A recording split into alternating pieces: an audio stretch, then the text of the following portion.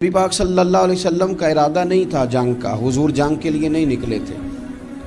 قریش اس طرح کرتے تھے کہ مسلمانوں کے قافلے لوٹ لیتے تھے، لوٹ مار کرتے کرتے مدینے کی سرحد تک وہ آ جایا کرتے تھے۔ ایک قافلہ ابو سفیان لے کے جا رہے تھے تجارت کے لیے، تو اس میں سارے کافروں کا مال شامل تھا۔ ایک قافلہ جایا کرتا تھا، سارے اپنا اپنا مال شامل کر دیتے تھے۔ تو جو کہ یہ مسلمانوں کو ستاتے تھے، تو آج حضور علیہ السلام نے ارادہ کرم کیا کہ ان کے قافلے کو ہم نے بھی روکنا ہے، تاکہ ان کو اس بات کا احساس ہو کہ اس طرح نہیں کرنا چاہیے۔ اس قافلے کے لیے نبی پاک صلی اللہ تعالی علیہ وسلم نکلے، جنگ کا تو ارادہ ہی نہیں تھا۔ 313 لوگ حضور کے ساتھ تھے، اور سواریوں کی تعداد اس طرح کی تھی کہ بعض اوقات ایک ایک سواری پر 3 لوگ سوار تھے، تو 2 آدمی سوار ہوتے تھے، تیسرا پیدل چلتا تھا۔ اور قربان جائیں، حضور علیہ السلام کی مساوات کا یہ عالم تھا کہ نبی پاک تھے، حضرت مولا علی تھے اور جناب زید تھے۔ 2 سوار ہوتے تھے، ایک پیدل چلتا تھا۔ جب 2 غلاموں کے سوار ہونے کی باری تھی، آقا کے پیدل چلنے کی باری تھی، حضرت علی نے اور جناب زید نے عرض کی، حضور آپ بیٹھ جائیں، ہم پیدل چلتے ہیں۔ حضور فرمانے لگے، نہ تمہارے اندر طاقت زیادہ ہے اور نہ تمہیں ثواب کی ضرورت زیادہ ہے۔ مجھے اللہ نے طاقت بھی زیادہ دی ہے اور میں ثواب سے بھی مستغنی نہیں ہوں، لہذا تم اگر پیدل چل سکتے ہو تو میں بھی پیدل چلوں گا میں بھی پیدل۔ یہ چیز مساوات پیدا کرتی ہے۔ حضور اس طرح جا رہے تھے۔ ابو سفیان بڑے تیز آدمی تھے۔ جب پتہ چلا نا کہ مسلمان حملے کے ارادے سے آ رہے ہیں، تو ایک بندہ جلدی سے دوڑایا، مکے جا کے بتاؤ تم سب کا مال میرے پاس ہے، تو مسلمانوں نے حملہ کر دیا۔ خود اس طرح کیا کہ جس رستے سے وہ جا رہے تھے، وہ رستہ بدل کے رستہ کوئی اور اختیار کر لیا۔ قافلہ بھی بچ کے نکل گیا۔ اہل عرب کا طریقہ تھا ایمرجنسی اعلان کرنے کا، ہمارے ہاں بھی طریقہ ہے، بریکنگ نیوز ہے نا جی، چور آ گیا۔ پھر وہ کئی دفعہ صحیح بھی آتا ہے تو لوگ یقین نہیں کرتے۔ ہر شے کی تو بریکنگ نیوز ہے، اور کھولیں تو بیچ میں سے کچھ بھی نہیں نکلتا، نیری نیوز بھی نہیں نکلتی، بریکنگ کیا نکلنی ہوتی۔ اس لیے میں کہتا ہوں کہ میڈیا کی ہر بات کو تسلیم نہ کر لیا کریں، سوشل میڈیا پہ چلنے والی ہر خبر کو نہ مان لیا کریں۔ یہاں تو اتنا عجیب حال ہے، ہمارے ایک بزرگ عالم دین ہے، بیچارے پچھلے دنوں وضاحت دے رہے تھے، خود بیٹھ کے کہہ رہے تھے، میں زندہ ہوں بھائی، کسی نے میڈیا پہ خبر دے دی کہ میں فوت ہو گیا ہوں۔ وہ کہہ رہے تھے مہربانی کرو مجھے سونے دو، سارا دن ٹیلی فون آتے ہیں اور لوگ مجھے ہی فون کر کے میری تعزیت کا پوچھنے لگ جاتے ہیں۔ تو اس طرح نہ کریں، کیا صرف تھوڑا سا میڈیا چلانے کے لیے جھوٹ بولا جائے گا؟ بہرحال انہوں نے جو بندہ بھیجا تو بریکنگ نیوز کا وہاں بھی ایک طریقہ تھا۔ اونٹ کے کان ناک کاٹ دیتے تھے، اپنے کپڑے پھاڑ لیتے تھے۔ اب اونٹ بڑے زور سے چلاتا تھا، جب اس کا ناک کٹ جاتا تھا، اونٹ چلاتا تو لوگ گھروں سے نکل آتے۔ اب وہ جو بندہ ابو سفیان نے بھیجا تھا، اس نے جا کے اپنے اونٹ کے ناک کان کاٹ دیے۔ لوگ دوڑے، باہر نکلے، پوچھا کیا ہوا، تو اس نے کہا نکلو تمہارا تو مال سارا لوٹنے لگے مسلمان۔ وہ ابو سفیان بچ کے نکل گئے تھے، انہوں نے پیغام بھی دیا کہ میں بچ کے آ گیا ہوں، اب آنے کی ضرورت نہیں۔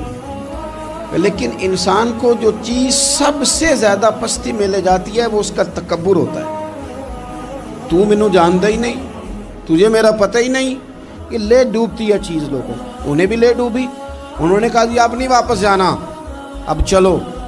1000 کا لشکر، گانے بجانے والی عورتیں ساتھ، شراب کے مٹکے ساتھ، 10 اونٹ روز ذبح ہو رہے ہیں، سردار دعوتیں پکا رہے ہیں، گوشت بھونا جا رہا ہے۔ بدر میں پہنچ گئے، مسلمان بھی 313 پہنچ گئے۔ یہ ساری رات شرابیں پیتے، وہ ساری رات سجدے کرتے، یہ ناچ گانے سرور کی محفلیں سجتی، اور وہ رسول پاک کی تقریر سنتے، حضور کے خطبات سے فیض یاب ہوتے۔ عمیر بن وہب کو بھیجا ابو جہل نے، کہا پتہ کر کے آؤ بندے کتنے۔ اس نے جا کے کہا کہ 312 313 310 اتنے۔ کہنے لگا جنگ کیا کرنی ہے، ان کو سویرے اونٹوں کی پشتوں پہ باندھ کے لے جائیں گے، مکے جا کے دیکھیں گے کیا کرنا ہے۔ یہ تکبر ہے نا۔ تو عمیر بن وہب کہنے لگا ہیں 312 ہیں 313، میرے اندازے میں 310، لیکن ایک کا بھی واپس جانے کا ارادہ کوئی نہیں۔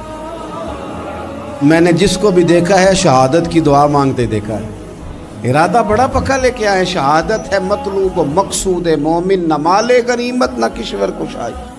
نبی پاک صلی اللہ علیہ وسلم نے جب دیکھا نا کہ وہ تو جنگ کے لیے آن پہنچے ہیں اور ارادہ تو قافلے کا تھا، تو حضور نے صحابہ سے مشورہ کیا.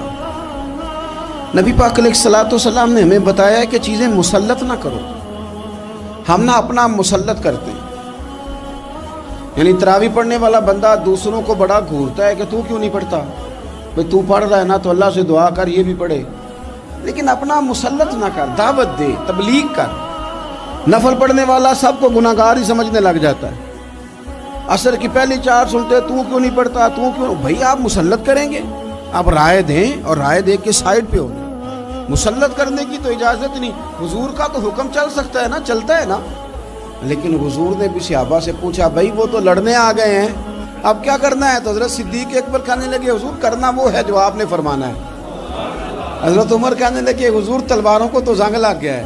اور جناب علی شیر خدا مرتضی مشکل کشا غل عطا مولا کائنات فرمانے لگے حضور علی اور تلوار یہ تو رشتہ ہی بڑا پرانا ہے، تیاری کریں. حضور کا خیال تھا کہ انصار بھی تو بولے نا، یہ تو سب مہاجرین بول رہے ہیں. انصار کو جب سمجھ آئی نا کہ اشارہ ہماری طرف ہے تو حضرت سعد بن عبادہ اٹھے، کہنے لگے حضور آپ کا اشارہ ہماری جانب ہے؟ فرمایا ہاں. کہا یا رسول اللہ صلی اللہ علیہ وسلم خشکی پہ بھی لڑیں گے اور دریا میں بھی لڑیں گے. حضور انسانوں سے بھی لڑیں گے اور آپ حکم دیں گے تو جنوں سے بھی لڑیں گے. وہ بیٹھے تو حضرت مقداد اٹھے اور کمال کر دی، کہنے لگے یا رسول اللہ آپ ہم سے ارادہ پوچھ رہے ہیں؟ ہم کوئی حضرت موسیٰ کی قوم ہے جو اپنے نبی سے کہہ دیں گے آپ لڑیں اور آپ کا خدا لڑے؟ سونیا ہم آپ کے ساتھ لڑیں گے اور آپ کے قدموں پہ جانیں بھی قربان کریں گے. نبی کا حکم ہو تو کود جائیں ہم سمندر میں اور جہاں کو محو کر دیں نعرہ اللہ اکبر میں. نہتے 313 بشر شوق شہادت میں نکل آئے تھے میدان میں محمد کی قیادت میں. نہ تیغ و تیر پہ تکیا، نہ خنجر پہ، نہ بھالے پر، بھروسہ ہے تو ایک سادی سی کالی کملی والے پر. نبی پاک صلی اللہ تعالیٰ علیہ وسلم نے جذبات سنے تو فرمایا چلو نہ چلیں پر چھوٹے چھوٹے بچے واپس کر دو. ایک چھوٹے بچے تھے عمیر بن ابی وقاص، حضرت سعد بن ابی وقاص کے پائی، زمین پہ لیٹ کے رونے لگے سونیا میں نے بھی جانا ہے. کمپیوٹر کے لیے نہیں رو رہے، موبائل کے لیے نہیں رو رہے، نئی سائیکل کے لیے نہیں، شہادت کے لیے. حضور میں لڑوں گا اب مجھے لے کے تو چلیں. یا رسول اللہ میں طاقتور نکلوں گا، لے کے تو چلیں. ان کے آنسو دیکھ کے حضور نے فرمایا لے چلو نا ساتھ.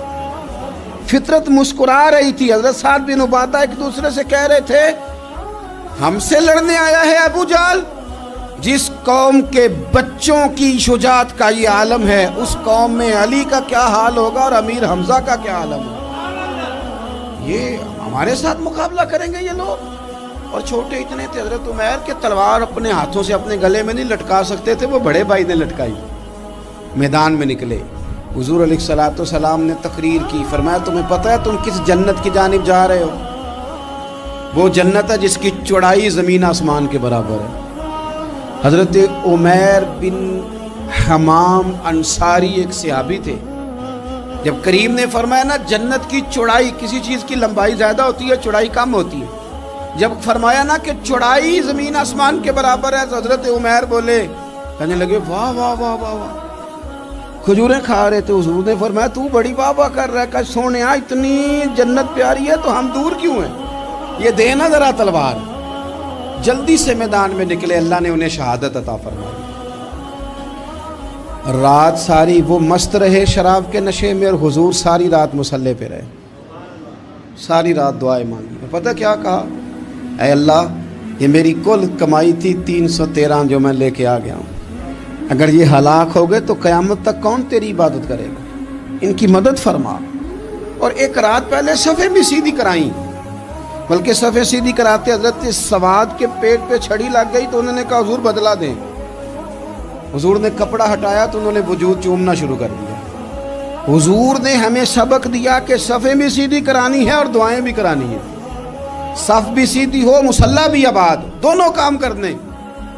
اور پھر توکل ہو، پھر تمہارا دل جمے کہ انشاءاللہ فتح اللہ مسلمانوں کو دے گا. رونے نہ رویا کرو, معیشت کے, معاشرت کے, غریبی کے, تنگ دستی کے, فقیری کے رونے نہ رو, اللہ کی مدد کو آواز دو.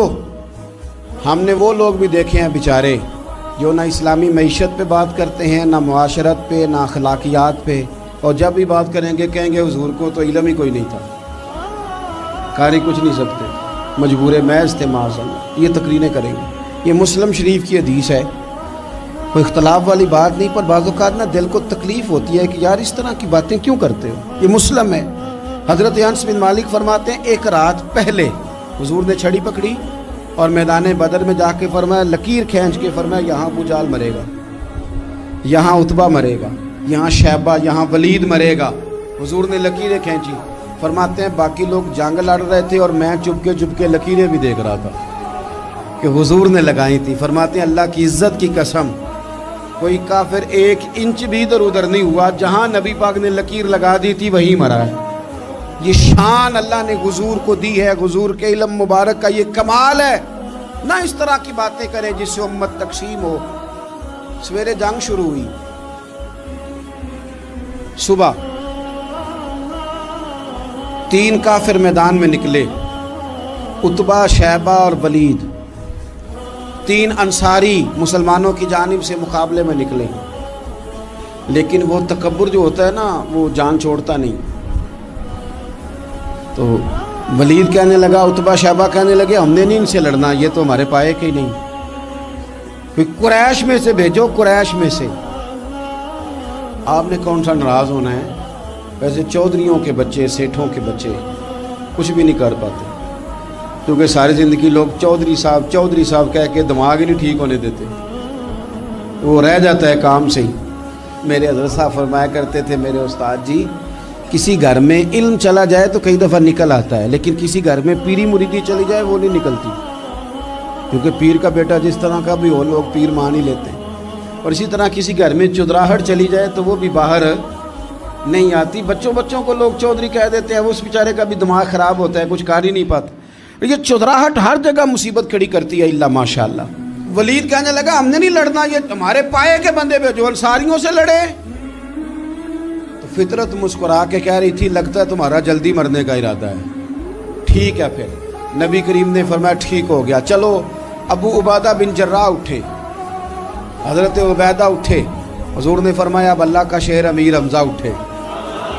حضرت امیر حمزہ اٹھے. تیسرے نمبر پہ حضور نے فرمایا یا علی یکم, علی اٹھنا جار ذرا, نکلنا میدان میں. دیواریں ہلتی رہتی ہیں اور در کانپ جاتا ہے, علی کا نام سن کے اب بھی خیبر کانپ جاتا ہے. حضرت علی شیر خدا رضی اللہ تعالیٰ, مولا کائنات اٹھے, حضرت امیر حمزہ اٹھے, حضرت عبیدہ اٹھے. عتبہ کے مقابلے میں گئے, حضرت امیر حمزہ قتل کیا اپنے دشمن کو. شیبہ کے مقابلے میں گئے حضرت عبیدہ, لیکن حضرت عبیدہ بوڑھے تھے, اس نے ان پہ حملہ کیا, ان کا پیر کاٹ دیا.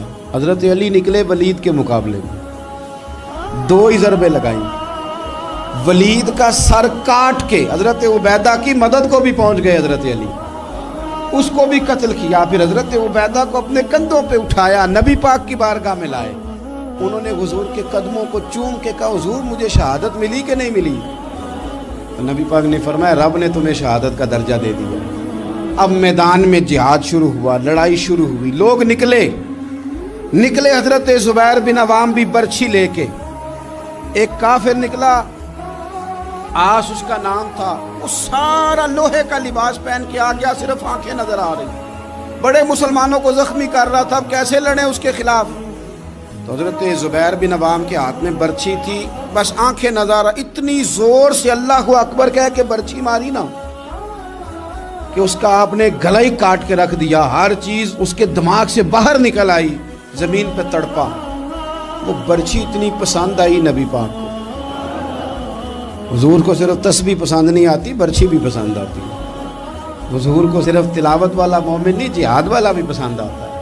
اصل پتہ مسئلہ کیا ہے کہ مسلمان نا ایک چیز دیتے ہیں پھر اسی کا شکار اور دوسری کو چھوڑ دیتے ہیں. دین ہمہ پہلو ہے, آپ سجدے کی بات بھی کریں, جہاد کی بھی کریں, دونوں دین ہیں. اور یہ یاد رکھیں کہ اسی سے مسلمان مضبوط ہوتا ہے. حضور کو برچھی اتنی پسند آئی کہ آپ کو بخاری میں ملے گا, نبی پاک نے برچھی لے کے بطور یادگار کے اپنے پاس رکھ لی. پھر وہ برچی حضرت صدیق اکبر کے پاس رہی، پھر وہ برچی حضرت عمر کے پاس رہی، پھر حضرت عثمان کے پاس رہی، پھر مولا علی کے پاس رہی۔ میں ان لوگوں کو کیا کہوں جنہوں نے مکے مدینے میں نبی پاک کی یادیں مٹا دی۔ سونے نے تو صحابہ کی یادگار تلواریں بھی سنبھال کے رکھی، اور تم نے حضور نے جس کنویں سے پانی پیا تھا وہ کنواں ختم کر دیا، تم نے جہاں حضور نے غسل کیا تھا وہ جگہ ختم کر دی۔ کیا بات کرتے ہو صاحب، وہ جگہیں تو ہمارے لیے چومنے کے لائق تھی اور آنے والی نسل کو وہاں عقیدت کے پھول برسانے تھے۔ تم نے کیا سلوک کیا؟ جنگ آگے بڑھی، تلواریں چمکی، 2 چھوٹے بچے۔ او نوجوانوں، خدا را واپس لوٹو اپنے دین کی طرف، 2 چھوٹے بچے، اور یہ اس طرح کے لفظ ہیں، مجھے کیا لینے دو وہ دیسی تھے، مجھے کیا لینے دو پینڈو تھے۔ وہ 2 بچے آ کے حضرت عبد الرحمن ابن عوف سے پوچھتے ہیں، کہتے ہیں چاچا جی ابو جہل کدھر ہے؟ یہ لفظ ہیں حدیث میں، چاچا جی، چاچو کدھر ہے ابو جہل؟ کہتے ہیں میں نے ہاسکے کا پتر، تم نے کیا کہنا ہے؟ تو چھوٹے والے کو باتیں بھی صحیح نہیں کرنے آتی تھی، کہنے لگا چاچا اسے مارنا ہے۔ کہا کیوں مارنا ہے؟ کہا اس لیے کہ ہم نے سنا ہے وہ ہمارے نبی کو برا کہتا ہے معاذ اللہ۔ کہا تم اگر نام مار سکے تو چھوٹا کہہ رہا ہے، کہتا نام مار سکے تو مریں گے تو صحیح نا حضور کے نام پہ۔ حفیظ جلندری کہتے ہیں وہ کہہ رہا تھا مریں گے یا ماریں گے اس ناری کو، سنا ہے گالیاں دیتا ہے وہ محبوب باری کو، معاذ اللہ حضور کو برا کہتا ہے۔ میدان میں آئے دونوں، زور زور سے تلواریں ماری، گھوڑے سے گرا لیا ابو جہل۔ حضرت معاذ جو تھے بڑے والے، ان کا بازو کٹ گیا، تھوڑا سا گوشت سال لٹک رہا تھا۔ یہ نرم و نازک بچے ہمارے، یہ میدانوں میں کام کریں گے؟ جن کو تھکاوٹ ہوتی ہے، جو پیناڈال کی گولی کھا کے سوتے ہیں رات کو، بازو لٹک رہا تھا۔ حضرت معاذ نے اس پر اپنا پیر رکھا، جھٹکا دے کے اتار دیا۔ حضرت عبداللہ ابن مسعود کو کہا، انہوں نے گردن کاٹ دی ابو جہل کی۔ دونوں تلواریں لے کے حضور کے پاس گئے۔ چھوٹا کہتا ہے حضور میں نے مارا ہے، بڑا کہتا ہے حضور میں نے مارا۔ کہتا ہے نہیں تو پیچھے تھا، میں نے مارا ہے۔ وہ کہتے نہیں تو بعد میں آیا تھا، میں نے مارا ہے۔ فرمایا تلواریں دکھاؤ نا۔ جب تلواریں دکھائیں تو حضور فرمانے لگے تم دونوں نہیں مارا ہے، برابر کا ثواب ہے۔ جس کا بازو کٹا تھا کریم رسول نے فرمایا ادھر لا نا بازو، وہ بازو لائے، حضور نے اسی جگہ رکھ کے نا دوبارہ لعاب دہن لگایا۔ حضرت معاذ حضرت عثمان غنی کے زمانے تک موجود رہے۔ فرماتے ہیں کٹنے سے پہلے طاقت کم تھی، جب حضور نے جوڑا ہے تو طاقت پہلے سے زیادہ ہو گئی ہے، پہلے سے زیادہ ہو گئی ہے طاقت۔ کہتے ہیں کہ نبی پاک سید عالم صلی اللہ علیہ وسلم کی خدمت میں حضرت عکاشہ آئے، کہنے لگے سونیا میرے جذبات کنٹرول میں نہیں آ رہے، میں ان بے ایمانوں کے گلے کاٹوں گا، پر میرے پاس تلوار ہی کوئی نہیں، کوئی تلوار ہو تو ماروں نا۔ ایک درخت کی جڑ تھی، ٹہنی تھی، حضور نے یوں کر کے کھینچی، فرمایا یہ لینا تلوار۔ کہتے ہیں وہ حضور کے ہاتھوں میں ٹہنی تھی، میرے ہاتھوں میں آتی گئی اور تلوار بنتی گئی۔ پھر اس سے کافر کاٹے حضور کے معجزات۔ 5000 فرشتہ بھیجا اللہ نے جنگ بدر میں۔ کتنے؟ یہ میں نے بات اس لیے بیان کی ہے کہ اقبال نے ایک مشورہ دیا، کہتے ہیں تو فضائے بدر تو پیدا کر، فرشتے تیری نصرت کو اتر سکتے ہیں گردوں سے، کتار اندر کتار اب بھی۔ اقبال کیوں ایسا کہہ رہا ہے؟ تو اقبال کہتے ہیں اس لیے کہ آج بھی ہو اگر ابراہیم کا ایمان پیدا تو آگ کر سکتی ہے انداز گلستاں پیدا۔ 5000 فرشتہ آیا۔ مجھے تو لگتا ہے فرشتوں نے بھی دعا کی تھی کہ یا اللہ ہم تیرے نبی کی قیادت میں لڑنا چاہتے ہیں۔ فرشتے آئے، سپر پاور تھی روما، بڑی طاقتور سمجھتی تھی، ایران، روم، یہ کیسر و کسرا، بڑی طاقتیں تھیں۔ عرب کے لوگ تو بوریا نشین تھے، صحراؤں میں نکل کے انہوں نے الٹ پلٹ کے نہیں رکھ دی سارا کچھ۔ علامہ اقبال سے کسی نے پوچھا تھا کہ مسلمان دوبارہ سے کبھی میدانوں میں آئیں گے؟ تو اقبال کہنے لگے ہاں ہاں ضرور آئیں گے، آئیں گے، یہ نکلیں گے۔ کیا کس طرح؟ کہنے لگے میں نے فرشتوں سے سنا ہے، نکل کے صحرا سے جس نے روما کی سلطنت کو الٹ دیا تھا، نکل کے صحرا سے۔ قدسی کہتے ہیں فرشتوں کو، اقبال کہتے ہیں رات وہ باتیں کر رہے تھے، میں نے سنا ہے کہ نکل کے صحرا سے جس نے روما کی سلطنت کو الٹ دیا تھا، سنا ہے میں نے یہ قدسیوں سے کہ وہ شیر پھر ہوشیار ہوگا، وہ جاگے گا، وہ بیدار ہوگا۔ یہ قدسیوں سے سنا ہے میں نے، وہ آئے گا میدانوں میں۔ گمسان کا رنگ پڑا، ابو جال قتل ہوا، امیہ قتل ہوا، کچھ دیر کے بعد مارا گیا، ابو البختری اور عتبہ اور شیبہ اور ولید بڑے بڑے سردار قتل ہوئے، 70 کافر مارے گئے، 70 مسلمانوں نے قیدی بنا، باقی بھاگ گئے اور سامان چھوڑ کے بھاگ گئے اور گھوڑے چھوڑ کے بھاگ گئے، اور جس کو ادھر بھاگنے کا موقع ملا ادھر بھاگا، کہہ رہے تھے ان کو باندھ کے لے جائیں گے، اور جس کو ادھر بھاگنے کا موقع ملا وہ ادھر بھاگا۔ پیچھے سے حضرت سعد بن عبادہ بول رہے ہیں، کہنے لگے ہم نے تو سنا تھا مردوں سے مقابلہ ہے، تم تو بیویوں سے بھی کمزور نکلے ہو، کیا بھاگتے ہو؟ 14 مسلمان شہید ہوئے، صرف 3 دن حضور حسین کے کردار پر درود، اللہم صلی علی محمد وعلی سیدنا علی و سیدتنا فاطمہ و سیدتنا زینب و سیدنا حسن و سیدنا حسین۔